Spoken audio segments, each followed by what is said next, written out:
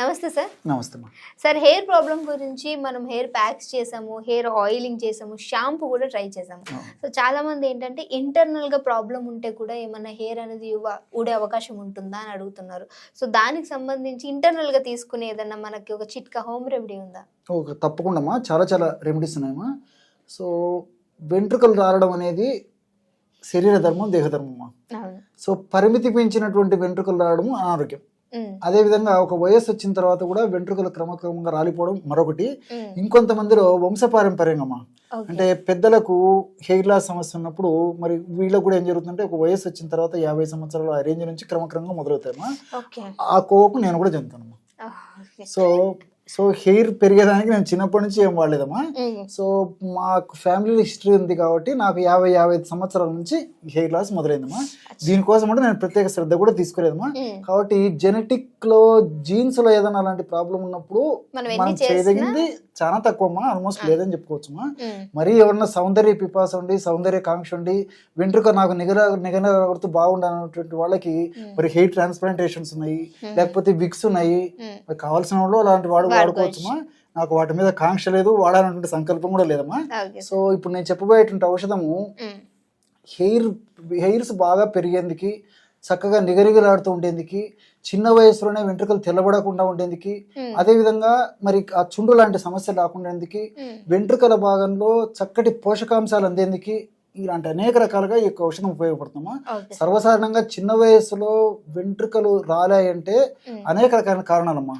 పోషకాహార లోపం కావచ్చు, థైరాయిడ్ సమస్యలు కావచ్చు, జీర్ణాశయానికి సంబంధించినటువంటి సమస్యలు కావచ్చు, మలబద్ధక సమస్య కావచ్చు, మానసిక ఒత్తిడికి కారణం కావచ్చు, వాళ్ళు తీసుకునే ఆహార పదార్థాల్లో కొంచెం హెచ్చుతగ్గులు ఉన్నటువంటి ఆహార పదార్థాలు, శరీరానికి హాని చేసేటువంటి ఆహార పదార్థాలు తీసుకోవడం వల్ల కూడా హెయిర్ లాస్ అయ్యేటువంటి పరిస్థితి ఏర్పడుతుంటుంది. మానసిక ఒత్తిడి వల్ల హెయిర్ లాస్ ఏర్పడుతుంటుంది. సరిగ్గా నిద్ర లేకపోవడం చేత హెయిర్ లాస్ ఏర్పడుతుంటుంది. వీటికి తోడు కొన్ని వ్యాధులు, ఎక్కువగా వెయిట్ ఉన్నప్పుడు కానీ, లేకపోతే ఏదైనా షుగర్ ఇలాంటి సమస్యలు దీర్ఘకాలం పాటు ఎక్కువగా ఉన్నప్పుడు కానీ, ఇలాంటి సమస్యల వల్ల హెయిర్ లాస్ అయ్యేటువంటి పరిస్థితి ఏర్పడుతుందమ్మా. కాబట్టి మరి చిన్న వయసు వాళ్ళకు కూడా ఈ సమస్య కలుగుతుంది, అదేవిధంగా వయసు వచ్చిన తర్వాత కూడా కలుగుతుంది. కాబట్టి మరి హెయిర్స్ ను బాగా కాపాడుకోవాలి, హెయిర్స్ లాస్ లేకుండా చేసుకోవాలి. అదేవిధంగా మంచి ఎంట్రుకలు బాగా నిగనిగలాడుతూ నేను నా యొక్క దేహాన్ని ఉంచుకోవాలి అంటే కేశాన్ని ఉంచుకోవాలనేటువంటి కాన్సెప్ట్ ఉన్నటువంటి వాళ్ళందరూ కూడా వాడుకోవచ్చు. కాబట్టి మంచి ఫార్ములామా. ఇది చాలా తక్కువ రేటుకే తయారు చేసుకోవచ్చు. మార్కెట్ లో దొరికేటువంటి ఔషధాలకు ఏమాత్రం తీసిపోదమ్మా. సో ఇది మనం తయారు చేసుకుంటాం కాబట్టి ఆ సంతృప్తి కలుగుతుంది. మరి ఈ రోజుల్లో కుటుంబ సభ్యుల్లో కూడా ఈ హెయిర్ లాస్ సమస్య చాలా మందికి ఉంటుందమ్మా. అవసరమైనటువంటి వాళ్ళందరూ వాడుకోవచ్చమ్మా. నాబోటి అవసరం లేనటువంటి వాళ్ళకి అవసరం లేదమ్మా. అవసరం ఉంటే వాడుకోవడం వల్ల దానివల్ల ప్రయోజనం అయితే ఉంది. సో ఎవరికి కావాలనుకుంటే వాళ్ళు ఈ ఔషధం తయారు చేసుకుని వాడుకోవడం వల్ల మంచి రిజల్ట్స్ వస్తాయమ్మా. దీనికి కేవలం 4 పదార్థాలమ్మా. చాలా ఆశ్చర్యపోతారు మీరు తెలిస్తే, అన్ని మీకు తెలిసినటువంటివి. అవి ప్రేక్షకులు కూడా నేను చూపిస్తానమ్మా. మొట్టమొదటిది ఉసిరికాయలమ్మా. సో ఉసిరికాయలు మనకు సీజన్ లో ఇలాగా పచ్చి ఉసిరికాయలు దొరుకుతాయమ్మా. సో అన్ సీజన్ లో అయితే ఉసిరికాయ పొడి, ఆమ్ల చూర్ణం అనేటువంటి పేరుతో దొరుకుతుందమ్మా. ఈ ఉసిరికాయ చూర్ణము ఒక 100 గ్రాములు తీసుకోవాలమ్మా. ఈ ఫార్ములా తయారు చేసేందుకు ఉసిరికాయల చూర్ణం 100 గ్రాములు తీసుకోవాలి. అదేవిధంగా రెండవ పదార్థంగా బెల్లం చూర్ణం కూడా మనకు మార్కెట్లో దొరుకుతుందమ్మా. సో బెల్లాన్ని చూర్ణంలాగా తయారు చేసుకుని వాడుకోవచ్చు ఇలాంటి బెల్లాన్ని. లేకపోతే బెల్లం చూర్ణం కూడా మార్కెట్లో దొరుకుతుంది కాబట్టి అది కూడా ఒక 100 గ్రాములు తీసుకుంటే సరిపోతుంది. మనకు ఏది ఎలా వీలుంటే అలాగమ్మా. అదేవిధంగా మూడవ పదార్థంగా స్వచ్ఛమైనటువంటి తేనె. ఇది ఒక 100 ml తీసుకోవాలి. సో ఉసిరికాయ చూర్ణం 100 గ్రామ్స్, బెల్లం 100 గ్రామ్స్, తేనె 100 ml.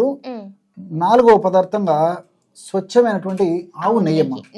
మనకు ఆవు నెయ్యి కూడా ప్రయత్నం చేస్తే మంచి స్వచ్ఛమైన ఆవు నెయ్యి కూడా మనకు మార్కెట్లో దొరుకుతుంది. కాబట్టి ఈ యొక్క ఆవు నెయ్యిని కూడా 200 ml తీసుకోవాలి, 200 milliliters. సో మిగతావన్నీ 100 తీసుకుంటే ఆవు నెయ్యి 200 ml తీసుకోవాలమ్మా. సో ఈ పదార్థాలన్నీ బాగా కలిపి, అంటే వీలుండి అవకాశం ఉంటే ఒకదాని తర్వాత ఒకటి రోట్లో వేసి మెత్తగా దంచుకొని తయారు చేసుకోవచ్చు. అలా వీలు కానటువంటి వాళ్ళు మరి ఒక పాత్రలో అంతా కలుపుకోవచ్చు. ఈ యొక్క పదార్థాలన్నీ పౌడర్స్ లాగా తయారు చేసుకుని మిగతా వాటిలో ఈ యొక్క తేనె, నెయ్యి కలుపుకొని వాడుకోవచ్చు. ఎలా వీలైతే అలా తయారు చేసుకోవచ్చుమా. ఆ విధంగా తయారు చేసుకున్నటువంటి ఔషధము మరి బెల్లంలో, అదేవిధంగా తేనెలో నీటి శాతం ఎక్కువ ఉన్నట్టయితే కొంచెం మనకు షైనింగ్గా కనిపిస్తుంది. వాటిలో కొంచెం నీటి శాతం తక్కువ అయితే కాస్త పొడి పొడిలాగా ఉంటుందమ్మా. ఔషధం ఎలాగైనా పర్లేదమ్మా, మనకేమో రిజల్ట్స్ అయితే చాలా బాగుంటాయి. ఆ ఔషధం తయారు చేసినటువంటి ఔషధాన్ని కూడా మన ప్రేక్షకుల కోసం చూపిస్తానమ్మా. తయారు చేసినటువంటి ఔషధం ఇలా ఉంటుందమ్మా. సో ఈ 4 పదార్థాలు కలిపేసేసి మెత్తగా దంచడం వల్ల ఈ విధంగా తయారైపోతుందమ్మా. లేకపోతే అంత కలుపుకున్నా పర్లేదమ్మా. కాబట్టి ఆ యొక్క బెల్లంలో ఉన్నటువంటి నీటి శాతము, అదేవిధంగా చెప్పానమ్మా తేనెలో ఉన్నటువంటి నీటి శాతాన్ని బట్టి ఈ యొక్క షైనింగ్ ఆధారపడి ఉంటుందమ్మా. ఈ విధంగా తయారు చేసుకున్నటువంటి ఈ యొక్క ఔషధాన్ని రోజు ఉదయం ఒక టీ స్పూన్, ఒక 5 గ్రాములు, అదేవిధంగా సాయంత్రం పూట ఒక 5 గ్రాములు ఈ యొక్క ఔషధాన్ని చప్పరించేసేసి ఒక కప్పు గోరువెచ్చని పాలు తాగుతుండాలమ్మా. ఈ విధంగా క్రమం తప్పకుండా రోజు 2 సార్లు ఈ యొక్క ఔషధాన్ని ఈ పద్ధతిలో వాడుకోవడం వల్ల శరీరంలో వివిధ రకాల కారణాల వల్ల ఈ హెయిర్ ఫాల్ సమస్య కలిగేటువంటి పరిస్థితి ఉన్నప్పుడు ఆ యొక్క కారణాలన్నిటిని కూడా ఇది ఓవర్కమ్ చేసేసి ఆ కారణాలకు సంబంధించి చక్కగా రెక్టిఫై చేసేసి చక్కటి కేశ సౌందర్యం పెంపొందింపజేసేందుకు ఈ ఔషధం చాలా చక్కగా ఉపయోగపడుతుందమ్మా. ఓకే, సో చూసారు కదా, ఎవరికైనా సరే పైన కానీ అంటే మన హెయిర్ ప్యాక్స్ లేదంటే హెయిర్ ఆయిల్ యూస్ చేస్తున్నా కానీ హెయిర్ ప్రాబ్లం తగ్గకపోయినట్లయితే దీని ఒక్కసారి ట్రై చేయండి. ట్రై చేసిన తర్వాత మీ రిజల్ట్స్ అంటే మీ యొక్క అభిప్రాయం కానీ మీరు తగ్గిందా లేదా అనేది ఖచ్చితంగా కామెంట్ చేయండి. అండ్ అలానే ఇంకో వీడియోతో మళ్ళీ మీ అందరి ముందుకు వస్తాం. అప్పటి వరకు చూస్తూనే ఉండండి అవర్ ఛానల్. ఇంకెవరికైనా డౌట్స్ ఉంటే కూడా కింద కామెంట్ చేయండి. ఆ వీడియోస్ చేయడానికి కూడా మేము ట్రై చేస్తాం. Thank you so much sir. Okay.